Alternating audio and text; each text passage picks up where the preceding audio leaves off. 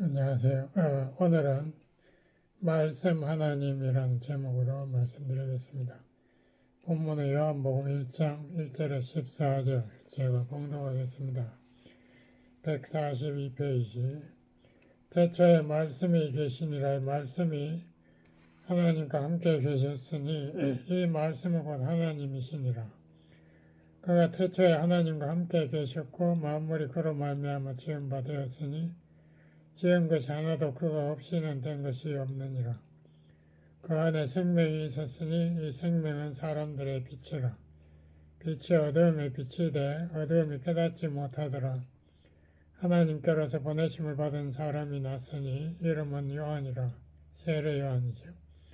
저가 증거하러 왔으니 곧 빛에 대하여 증거하고 모든 사람으로 자기를 인하여 믿게 하려 함이라. 그는 빛이 아니요 빛에 대하여 증거하러 온 자라.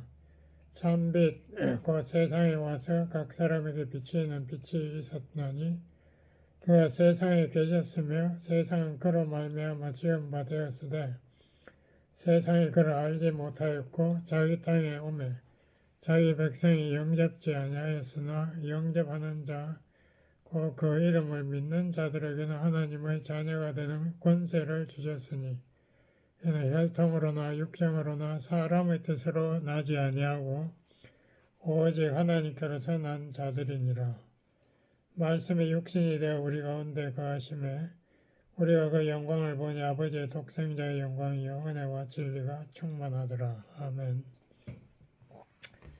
우리가 그런 질문을 가끔 하지 않습니까? 왜 사도 요한은 예수님을 하나님이라고 혹은 메시아라고 부르는 대신에 말씀이라고 이렇게 부르는가?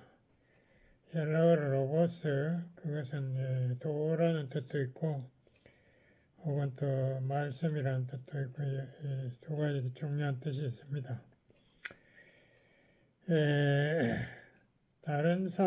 다른 분은 아무도 예수님 말씀이라고 부르지 않았어요.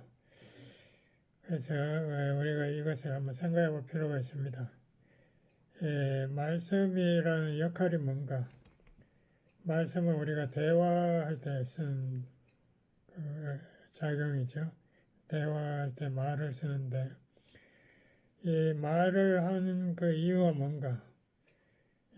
다른 사람과의 관계를 형성하는데 필수적인 것이 말이지 않습니까? 그러니까 가령 부부가 있다고 합시다. 그 남편과 아내가 집안에서 두 사람만 있는데 만약에 두 사람이 아무 말이 없다. 하루 종일 같이 있어도 서로 사랑하는 사이지만은 말이 없다 이렇게 되면은 두 사람의 관계에 문제가 있다는 것을 우리가 느끼지 않습니까? 이 말이라는 것은 관계 형성에 최고로 중요하고 두 사람이 서로가 관계를 만들어 나가려면은 적극적으로 대화하려는 노력이 없으면은 뭐 감정이 어떻든 혹은 뭐 행동을 어떻게 하든 뭐 열심히 섬겼다 어쨌다 그런 것보다도 무엇보다 중요한 것이 대화입니다. 대화를 함으로써 서로가 마음을 표현하고 마음을 이해하는 거죠. 그 유대인 신학자 유명한 마틴 부버가 이런 말을 했습니다. 모든 인간의 문제는 만남과 대화 관계를 통해서 해결할 수 있다. 참 이게 쉽지 않은 말인데 그러므로 우리 인간의 모든 문제는 대화를 통해서 해결하려고 해야 한다. 이 말이죠. 그래서 우리가 상담학자들 보십시오. 사람들 문제가 생기면은 대화를 하지 않습니까? 상담 받으러 가면 먼저 내가 문제가 있으면 내 문제를 자꾸 이야기하면 그 상담학자는 그냥 가만히 들어요. 들어주고는 자기가 질문도 하고 이렇게 하면서 서로 대화를 함으로써 그 마음에 쌓여있는 문제를 끄집어내는 거죠. 그렇게 해서 그것을 이제 해소하려고 노력하는 거죠. 그러므로 예수님이 여기에서 그의 이름을 말씀이라고 이렇게 불리는 것이 하나도 이상하지 않아요. 왜냐하면 말씀은 그마침 모든 관계의 핵심적인 역할을 하니까 우리 예수님이 그 모든 관계의 이 핵심적인 그 역할 말씀이다 이거죠. 그러면 예수님은 누군가? 요한복음의 이 1장에서 보면은 태초부터 이 말씀이 태초는 창세기 1장 1절의 태초하고 또 여기의 태초는 다르죠. 여기 태초는 영원 전부터의 태초입니다. 그 시간이 있기 전부터 창세기 1장 1절은 시간이 시작할 때부터의 태초. 그래서 다른데요. 영원 전부터 계시는 그분, 그러니까 하나님이죠. 영원 전부터 계신 분은 하나님밖에 없지 않습니까? 그런데 그분이 말씀으로 계셨는데 이분이 뭘 하고 있었나? 이 말씀이 하나님과 함께 계셨다. 이렇게 말합니다. 그러니까 이 말씀의 가장 중요한 역할이 뭔가?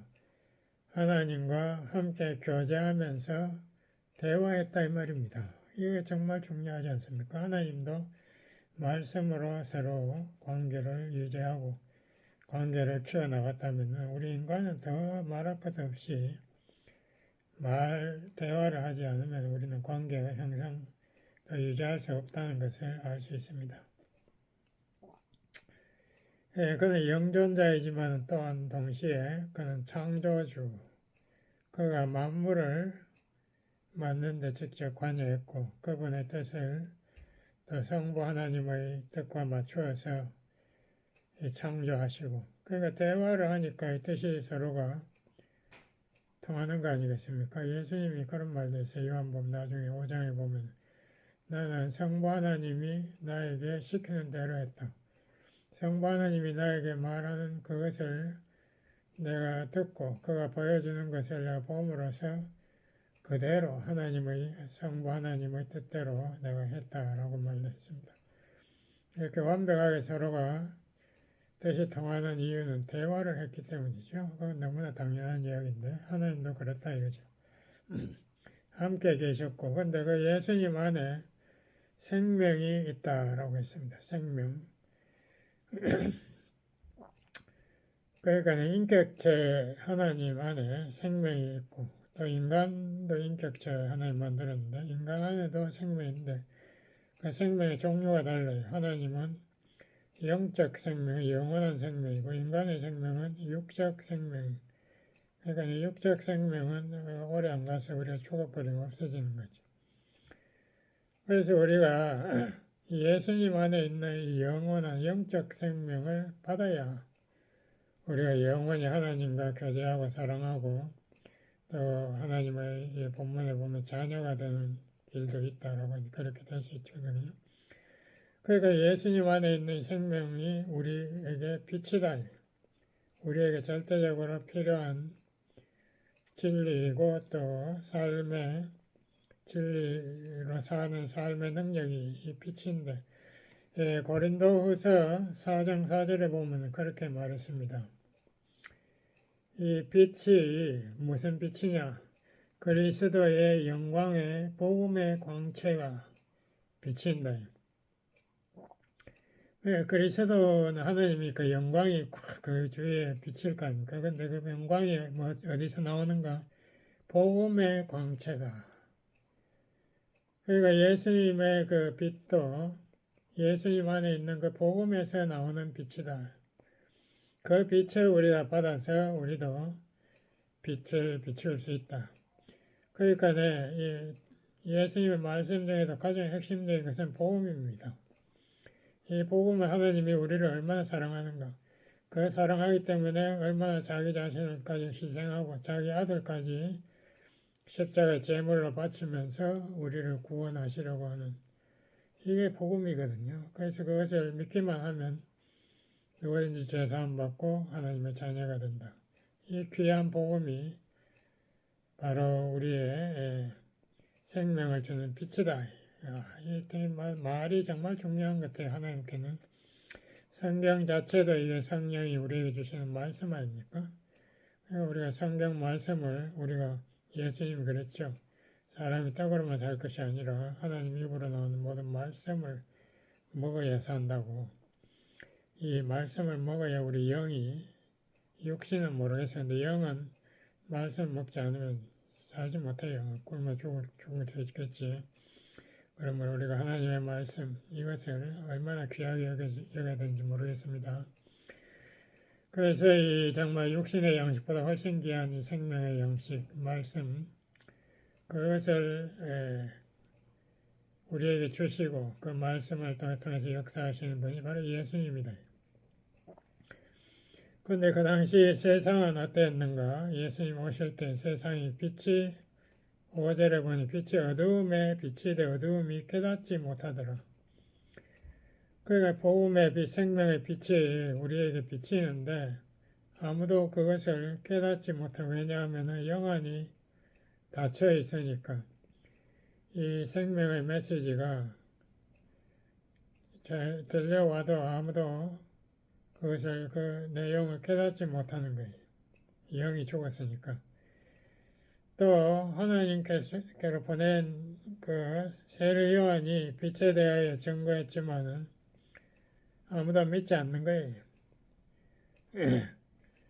그가 이 빛 메시아에 대해서 증거했지만은 사람들이 믿지 않은 참빛과 세상에 와서 각 사람에 비치는 빛이 있었나니 메시아죠.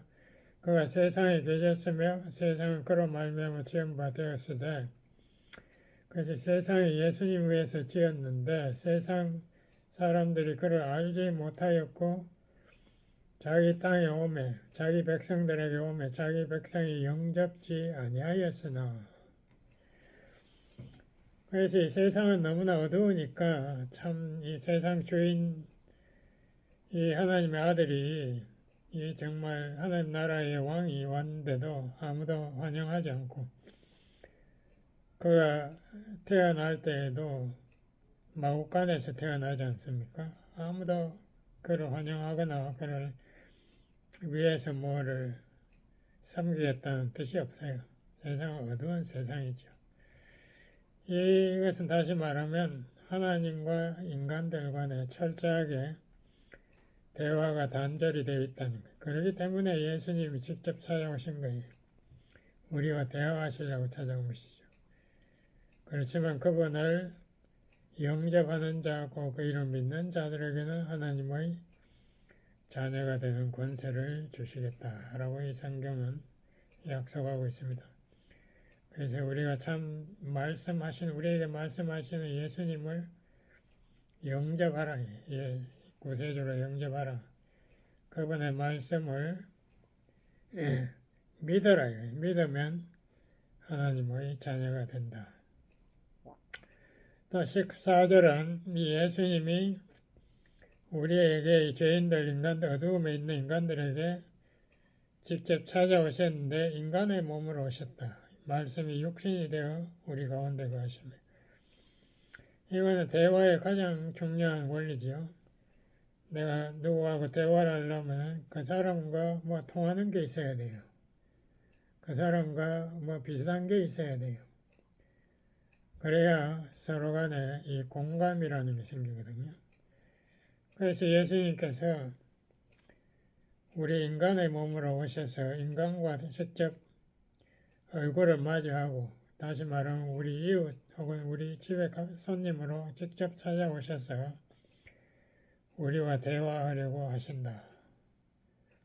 그래서 그분을 보니 은혜가 충만하더라. 이 하나님의, 제가 그 말을 제가 저번 설교에 했는데, 그 하나님이 모세에게 자기 모습을 전파할 때 출애굽기 34장인가 거기에서 말할 때 내가 그 은혜, 이 히브리 말로 헤셋, 내가 헤셋이 충만한 자다. 헤셋이라는 게 사랑이라는 뜻도 있지만 은혜라는 뜻도 있어요. 제가 성경사진 찾아보니까 두 뜻이 똑같이 나오더라고요. 은혜라는 말은 자격이 없는 자에게 주시는 하나님의 사랑 혹은 호의라고 하는데, 율법은 우리에게 자격을 요구해요. 율법을 지켜라. 안 지키면 저주. 근데 은혜는 못 지켰어? 그렇지만 우리 하나님은 은혜의 하나님이니까 자격이 없어도 우리를 환영하고 받아주신다. 용서해 주신다. 그걸 긍휼이라 해요. 예? 경찰에게 걸렸어도 경찰이 자기가 벌금을 내고 우리에게 티켓을 안 먹는 그거 긍휼이. 하나님이 직접 죄값을 십자가에 지불하고 그 아들을 통해서 지불하고 우리에게 죄값을 묻지 않는다. 이 말씀에 예수님이 우리에게 어떻게 말씀했는가? 히브리서 1장 1절에서 3절 읽어보면요. 이 하나님께서 천사들을 통해서 우리에게 말씀하시고, 이건 십계명을 말합니다. 시내산에서 하나님이 모세에게 말씀하시면 직접 돌판에다가 글을 쓰지 않습니다. 십계명을 써가지고 모세에게 주죠. 또 구약에 보면 수많은 선지자들이 와가지고 그 당시 이스라엘 백성들에게 회개하라, 하나님은 사랑이시다, 너희들도 하나님을 닮아야 한다, 뭐 계속 선지자들이 이스라엘 백성에게 경고를 던지고 하지만 이스라엘 백성들이 마음속에 죄의 성품이 꽉 있기 때문에 그 말을 듣질 않습니다. 그래서 히브리서 2장의 1절부터 보면은 너희들이 이제 마지막으로 선지자들 다 보냈지만 소용없었는데 이제 마지막으로 하나님 아들이 직접 와서 우리에게 말씀하시고 복음서에 우리에게 직접 말씀을 가르치셨는데 그 말씀을 주의 깊게 들으라. 너희를 살려면 들으라. 그리고 히브리 4장 2절에는 이스라엘 백성들이 하나님이 주신 말씀을 믿음이 없었기 때문에 그들이 도움받지 못했다. 그러므로 지금 너희들은 이제 그 말씀을 마음으로 신뢰하고 그 말씀을 마음에 받아들여서 순종하라 이 말이죠. 믿어라. 그것을 또 경고하고 있습니다. 우리가 한국 요새 중고등학생들 혹은 뭐 국민학생들도 학원에 가지 않습니까? 학원에 가서 강의를 그냥 밤 12시까지 새벽 1시까지 듣고 오는데 이제 대학교 시험 칠 때나 중고등학교 시험 칠 때 되면은 이제 입학 시험 칠 때는 특별히 이제 뛰어난 강사를 모셔가지고 그분이 시험 치기 며칠 전에 다 복습을 하거든요. 거기에 핵심이 뭐다고 다 요점을 지적하고 마찬가지예요. 선지자들이 다 이야기했지만은 이제 하나님 아들이 직접 오셔가지고 자기의 삶으로 이 말씀을 믿고 사는 것이 무엇인가? 그 말씀은 그냥 율법을 지키는 그 법적인 순종보다도 말씀을 마음으로 새겨서 그 말씀대로 하나님을 사랑하고 내 이웃을 내 몸과 같이 사랑해야 된다. 그래서 예수님이 그 사랑을 자기가 스스로 십자가에서 우리 죄를 대신해서 십자가를 지심으로써 그 어떻게 사랑하는지를 우리에게 보여주시지 않습니까? 그리고 예수님이 그러죠. 요한복음 13장 내가 너희를 사랑한 것 같이 너희도 서로 사랑하라. 이것이 세계명이라고도 할 수 있겠지만 또 구약에서 이 말씀이 여러 번 나왔던 거예요. 그렇지만 그것을 예수님께 직접 십자가에서 자기 삶으로 보여주신 그런 계명 그걸 실천하라고 이렇게 나온 거죠. 그럼 예수님의 대화의 기술에 대해서 조금 말씀드리면은 예수님은 첫째로 상대방을 존중했다. 그게 중요합니다. 상대방을 대화의 상대로 인정했다. 우리 조선의 역사를 보면 마지막에 조선이 망한 이유를 볼 수 있거든요. 그때 대원군이 민비를 미워해서 자기가 권력을 배산 줬는지 모르겠는데 이 사람이 아는 게 없으니까 무조건 세국 정책을 썼어요. 뭐 외국 나라들 다 도둑놈들이니까 대화를 하지 말자. 외국 선박들이 무조건 대포를 쏴가 쫓아내버리고 이렇게 하니까 다른 나라와 관계가 단절되지 않습니까? 뭐 다른 나라들이 잡아먹으려고 뭐 내가 도움을 요청해야 되는데 뭐 도움 요청할 나라가 있나 중국밖에 없. 중국도 도둑놈이지 않습니까? 거기 가서 도움을 요청한다고 뭐 도움이 되나요? 결국 나라가 제국주의자들 결국 일본의 밥이 돼버린 거죠. 대화 단절이 얼마나 위험한지 몰라요. 우리 한국도 지금 문제가 심각합니다.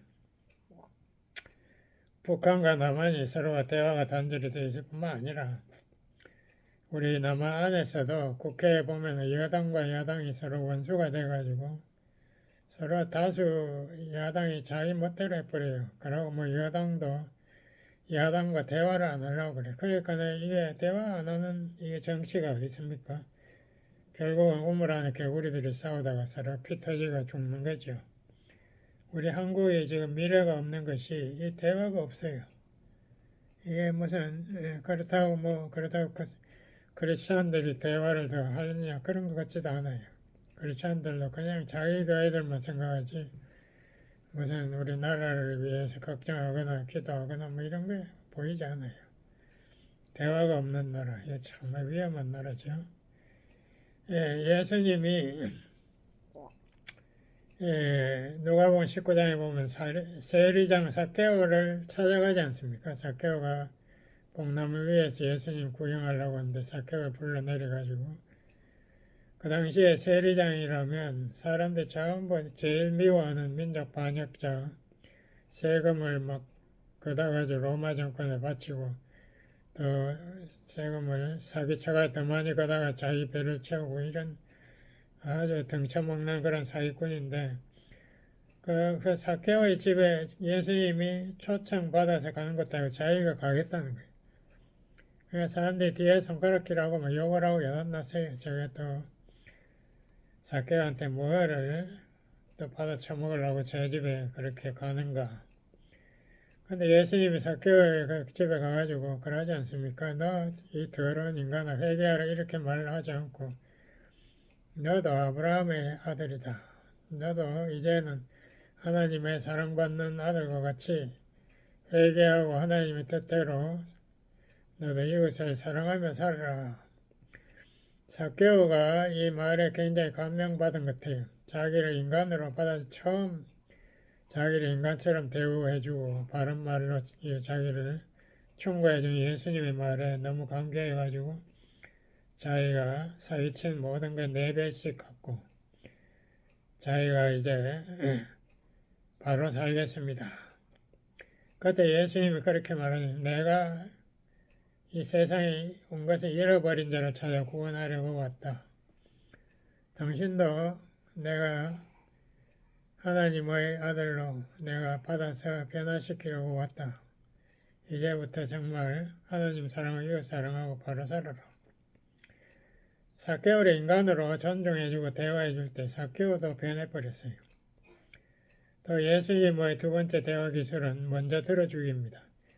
사마리아 여인과 만났을 때 남편 5번 이혼하고 6번째 남자 희망 없는 삶을 살고 있는 사마리아 여자의 대화 상대가 되어줬어요. 예수님. 아무도 사마리아 여인과 대화하려고 하지 않는데 예수님이 먼저 물을 좀 달라고 했다가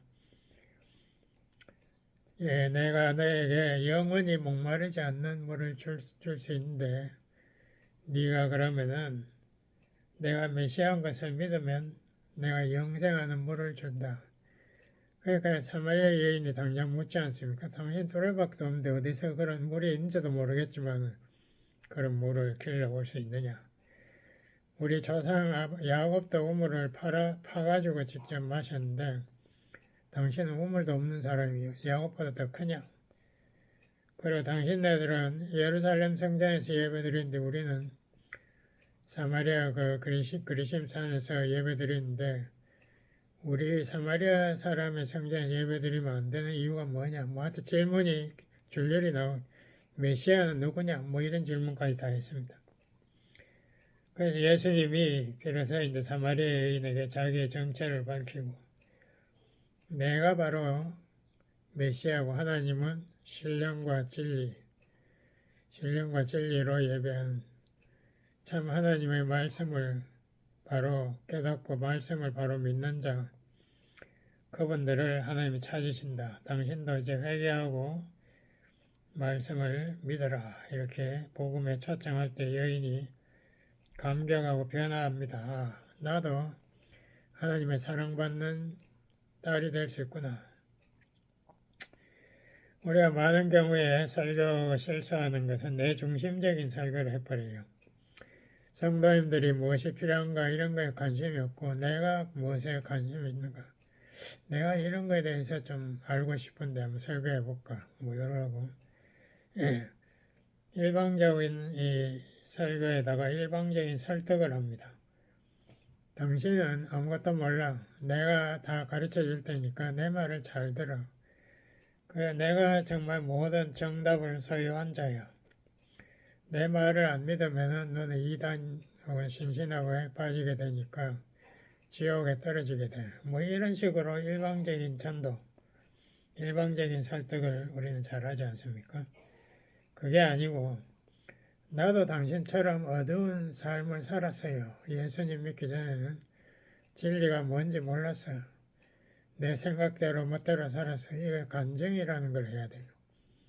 내 자신도 당신과 똑같았는데 하나님의 은혜로 내가 진리를 깨닫게 되고 예수님을 만나게 되어서 예수님을 구세주로 모시게 되었다. 내 중심적인 설교가 아니고 상대방의 공감을 줄 수 있는 설교. 그리고 상대방의 수준에 맞춘 설교를 해야 됩니다. 니고데모가 왔을 때 예수님 니고데모 벌써 이 성경 가르치는 라피라는 거 알고 니고데모에게 꾸짖지 않습니다. 네가 라피로서 아무것도 모르나 성경을 모르네. 성령이 있는 것도 모르냐. 모세가 광야에서 뱀을 독사 뱀을 든 것 같이 인자도 십자가에 들려야 하느니라. 니고데모가 무슨 소린지 못 알아들었을 거예요. 제가 생각에는. 뭐 그 당시 이스라엘 이런 말을 알아들은 사람 있겠어요. 이 이스라엘의 유명한 레바이가 이사야 53장이 무슨 말인지 도저히 모르겠다라고 주석책에 써놨더라고. 그러니까 이 사람들은 성령의 역사가 없으니까 영안이 감겨 있어요. 그러니까 모르지. 근데 니고데모가 이 말을 잊지 않은 것 같아.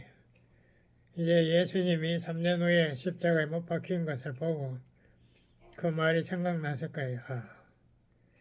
예수님이 정말 나무에 매어 달렸네. 내가 그 예수님을 한번 만나봐야 되겠다. 그래서 아리마대 요셉을 데리고 가니까 벌써 돌아가셨어요. 그러니까 시신을 내려가지고 아리마대 요셉의 돌무덤에 장사를 지내고 이 니고데모가 점점 더 이제 변화가 됩니다. 그 보면은 예수님을 변호하고 오히려 예수님 제자들과 같이 하는 것을 볼 수 있는데 이 예수님의 그 말씀 십자가에 들린다는 말을 아마 제자들에게서 설명을 들었을 거예요. 예수님이 내 대신 나의 죄를 지고 십자가에서 처형당하셨구나. 내가 예수님을 믿어야 내가 예수님의 속죄 사역에 내가 동참할 수 있고 나도 제사함 받고 받을 수 있다는 깨달은 거죠. 예수님의 대화는 상대방을 존중하는 대화입니다. 상대방 중심, 내 중심이 아니고 우리도 그러한 예수님의 그 대화 기술을 본받아서 우리도 우리 주위에 있는 사람 중에 대화가 없는 사람을 찾아가야 되겠어요. 적극적으로 우리가 대화를 걸고 그 사람에게 하나님의 사랑을 소개하는 그런 예수님과 같은 말씀의 사람이 되어야 되겠습니다. 기도하시겠습니다. 하나님 감사합니다. 예수님께서 친히 말씀이 되셔서 우리 인간을 찾아오셔서 하나님의 그 사랑의 메시지를 전하고 십자가에서 그 하나님의 사랑의 모습을 십자가의 희생을 통해서 우리에게 보여주신 것을 감사합니다. 우리도 이웃에게 참 우리가 말씀이 되어서 대화가 끊어진 사람들에게 우리가 먼저 말을 걸고 하나님의 사랑의 메시지를 전하는 우리가 다 되도록 축복해 주세요. 예수님 이름으로 기도드렸습니다. 아멘.